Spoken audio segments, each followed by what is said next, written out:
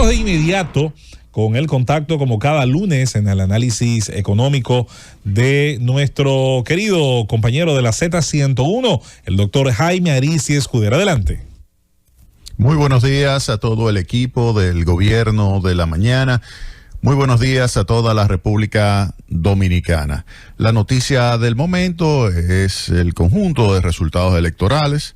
Las elecciones del día de ayer pues dieron claramente una victoria contundente del presidente Luis Abinader, con un porcentaje que estará oscilando entre 58 y 59%, seguido de Leonel Fernández con un porcentaje de alrededor de 27-28%, y pues en un tercer lugar ya ahí pues se encuentra el candidato del Partido de la Liberación Dominicana, Abel Martínez, con un porcentaje entre 10 y 11%.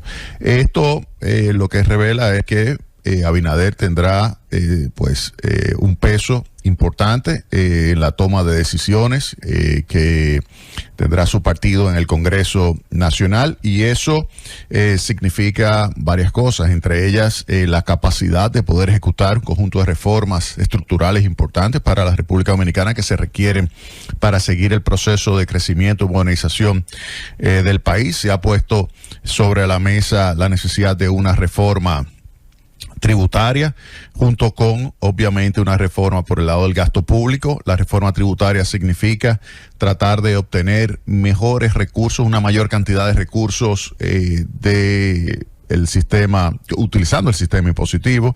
Eso no significa aumentar las tasas, eso no significa aumentar la base, eso lo que significa es sacar el máximo provecho a lo que se tiene. Se puede mejorar, sin lugar a dudas, la capacidad de recaudación, haciendo el sistema tributario más eficiente, tomando decisiones administrativas que eleven las recaudaciones. Por ejemplo, al nivel promedio de eficiencia de la región le permitiría al gobierno tener entre 3 y 4 puntos porcentuales adicionales de ingresos tributarios. Eso significa que sin aumentar tasas impositivas, sin aumentar base imponible, el gobierno pudiera recaudar entre 3 y 4 puntos si logra elevar el nivel de eficiencia en el proceso de cobro de impuestos, dado el sistema impositivo actual en materia de normativa, es decir, dado el código tributario, dadas las tasas de impuestos sobre la renta de persona física, impuestos sobre la renta de persona jurídica, la tasa de el ITEVIS, así como también la base de cada uno de esos impuestos, más las tasas y bases de los impuestos selectivos a las bebidas alcohólicas, cigarrillos, etcétera. Con esas tasas actuales, sin moverlas, sin mover la base, pues se pudiera obtener un aumento de las recaudaciones entre 3 y 4 puntos porcentuales del Producto Interno Bruto. Ese, por el lado de las medidas que tiene que tomar el presidente Luis Abinader, se va a poner esto sobre la mesa. Luego está el tema del gasto público. Hay que mejorar, sin lugar a dudas, la gestión del gasto público para elevar su impacto sobre la sociedad. Es decir, que cada peso que paga el contribuyente se traduzca en una mejora más que proporcional en el bienestar de la población. La población paga, pero se le debe devolver de una manera tal que le permita una expansión de la economía y crear condiciones para que pueda seguir el proceso de crecimiento de los ingresos de los hogares, y de esa forma ir disminuyendo la incidencia de la pobreza.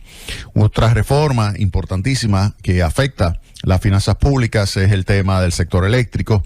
Esta gran mayoría que tiene el presidente Luis Abinader le va a permitir pues seguir el proceso de modernización. Yo creo que la parte eléctrica es clave. Lo que se ha visto en los últimos 4 años es un estancamiento del proceso de mejora del sistema eléctrico nacional.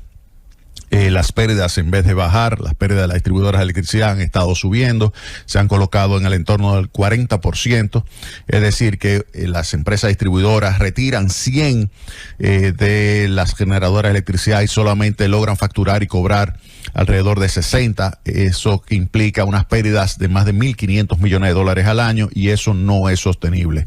El propio Fondo Monetario Internacional ha señalado que esas pérdidas, que representan en términos del PIB alrededor de 1.3% del Producto Interno Bruto tienen que ir disminuyendo, y con lo que ahora tiene de poder el presidente Luis Abinader, pues se puede tomar todas las decisiones, porque es un mandato sumamente importante que le ha dado el pueblo dominicano para que tome las decisiones que debe tomar para resolver el problema del sector eléctrico, que ha explicado alrededor de la mitad, por los últimos 20 años, ha explicado alrededor de la mitad del déficit del sector público no financiero, y a su vez, obviamente, de la acumulación de deuda. Eso implica que hay que resolver el tema del sector eléctrico. No puede continuar ese déficit de una forma permanente. Hay que resolver el tema del sector eléctrico en el país. Otra reforma importante que deberá abocarse el presidente y su gobierno, el presidente Luis Abinader, es la reforma laboral.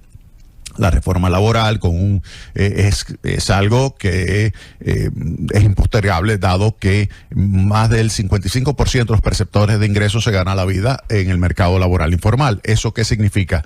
Que hay características del mercado informal que son suficientemente flexibles como para que personas que no pueden absorberse y no pueden entrar al mercado laboral formal tienen que buscarse la vida en el mercado informal. Entonces, por eso hay que verificar. Entonces, cuando uno hace el análisis, se da cuenta que el código laboral, el código de trabajo, tiene elementos que hace poco flexible ese mercado de trabajo y por lo formal, y por lo tanto hay que abordarlo. El tema de la cesantía hay que abordarlo. Yo creo que ese es un toro que hay que agarrar por los cuernos. Hay que poner sobre la mesa su sustitución por un seguro de desempleo y utilizar lo que ya son los derechos adquiridos, es decir, el monto acumulado que puedan tener los trabajadores de cesantía, y calcular lo que sería el bono esperado o el monto esperado correspondiente a la cesantía, dado los años que tiene trabajando, dado el sueldo de los últimos 12 meses y dada la probabilidad de que sea desahuciado, y en base a esas variables, pues calcular lo que sería la suma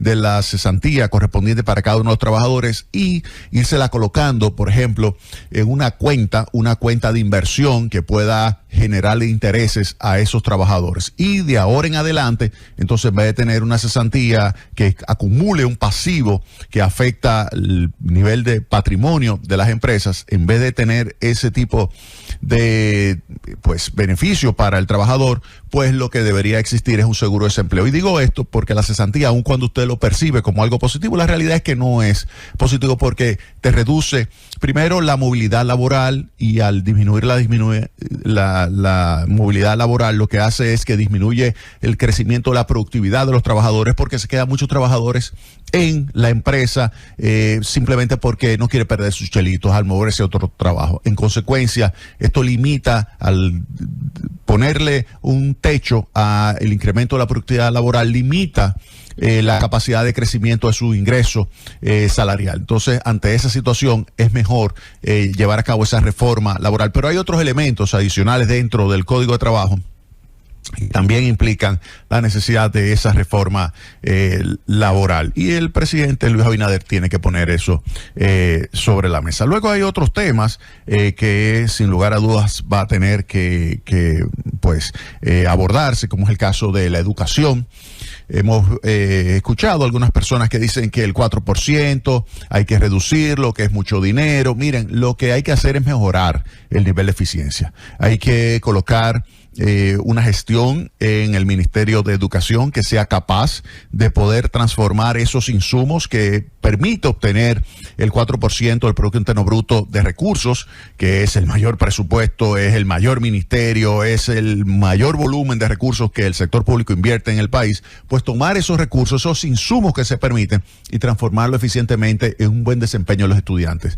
No es simplemente evaluar los insumos, no es evaluar cuántos maestros se tienen, no es evaluar cuánto es el salario de los maestros, no es evaluar la cantidad de desayuno escolar, no es evaluar la cantidad de escuelas, no. Esos son insumos que entran en una función de producción, de generación de conocimiento, de desempeño del estudiante. Entonces, lo que hay que evaluar es el desempeño, cuáles son las calificaciones, cuál es el conocimiento de las matemáticas, cuál es el conocimiento de la ciencia, cuál es el conocimiento que tienen los estudiantes y las capacidades que tienen los estudiantes de tener lectura comprensiva. Es decir, lo mismo que se evalúa en la prueba PISA, eso hay que darle un seguimiento continuo y evaluar el impacto que tiene esta inversión que está haciendo el pueblo dominicano a través del sector público, que es el 4% de educación. Entonces hay que hacer una evaluación de impacto, hay que tomar medidas que mejoren cada vez más el desempeño de los estudiantes, porque eso es lo que nos va a permitir tener una mano de obra cada vez más capacitada, una mano de obra capaz de llevar a cabo un proceso de innovación productiva,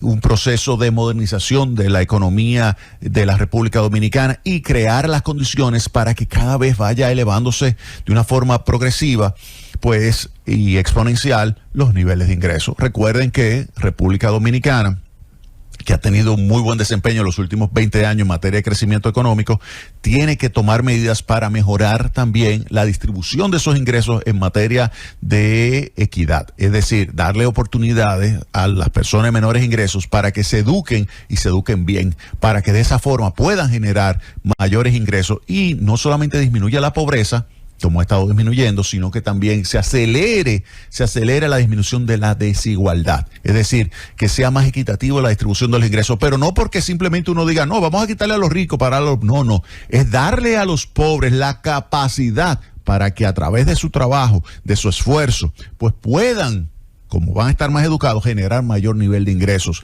mayor nivel de generación de empresas, de innovación, con un aumento de productividad, generar la oportunidad de obtener un mayor nivel de remuneración. Eso es lo que hay que tratar. Entonces, ahora, con esto que ha logrado el presidente Luis Abinader, con esta victoria contundente que le ha brindado el pueblo dominicano, pues tiene ahora en estos próximos 4 años todo un conjunto de reformas, que hay muchísimas otras más que hay que ejecutar en materia institucional, en materia de la justicia, en materia que tiene que ver con todo aquello que permita reducir los costos, por ejemplo, de transacción, como es el caso de la permisología, que te limita la capacidad de tu poder ejecutar un proyecto de inversión y tener una situación tal que tú duras hasta más de un año para poder comenzar un proyecto, porque la permisología en las diferentes instituciones pues toma muchísimo tiempo. Esos costos de transacción hay que eliminarlos, hay que reducirlos a un mínimo, de tal manera que se le permita al sector privado seguir siendo